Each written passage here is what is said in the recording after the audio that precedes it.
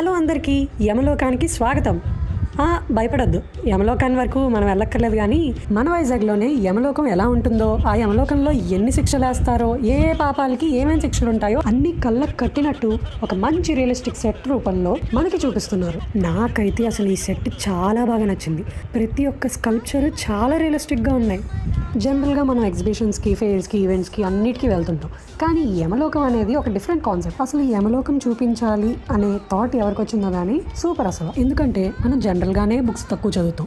అందులోకి గరుడ పురాణం తీసి దానిలో ఏ పాపాలు ఉన్నాయి, వాటికి ఏం శిక్షలు ఉన్నాయి అని చదవడం చాలా కష్టం. పొద్దున్న లేచిన దగ్గర నుంచి మనం చాలా పాపాలు చేస్తాం. కానీ మనం చేసిన పాపాలకి ఏ శిక్ష పడుతుందో అని మనకి మినిమం నాలెడ్జ్ అయితే ఉండాలి కదా. అయితే ఇవి చూసిన దగ్గర నుంచి మారిపోతావా అంటే అట్లీస్ట్ మనం చేసిన పాపాలకి ఏమేమి శిక్షలు పడుతున్నాయో మనకి ఒక ఐడియా అయితే ఉంటుంది కదా.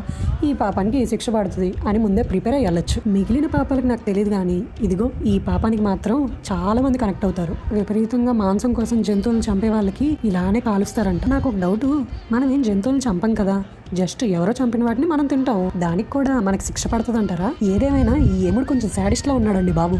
అసలు పాములు, జెర్రులు, తేళ్ళు, కప్పలు, పురుగులు, పక్షులు వేడి నీళ్ళు మీద ఉంపడాలేంటండి బాబు. ఎలకలతో కరిపిస్తాడంట, కళ్ళు పీకించేస్తాడంట. ఇంత సాడిస్టిక్ బిహేవియర్ ఏంటండి బాబు.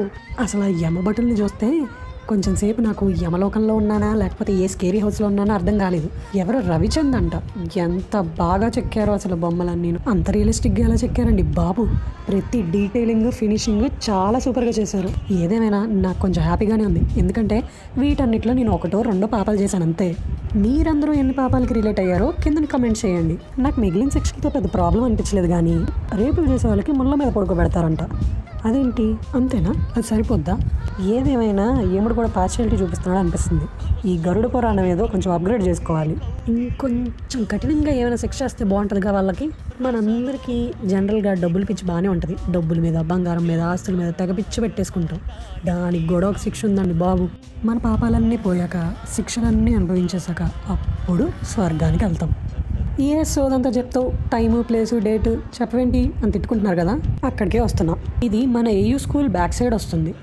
ఇంకా చెప్పాలంటే ఆర్కే బీచ్ రోడ్లో Madras filter coffee back side. Everyday 4 PM నుంచి స్టార్ట్ అవుతుంది. దీని టికెట్ ప్రైస్ వచ్చేసి 100 to 150 ఉంటుంది. ప్రెజెంట్ అయితే 100 రూపీసే తీసుకుంటున్నారు. మీరు వెళ్ళాలి అనుకుంటే తొందరగా విజిట్ చేసేయండి.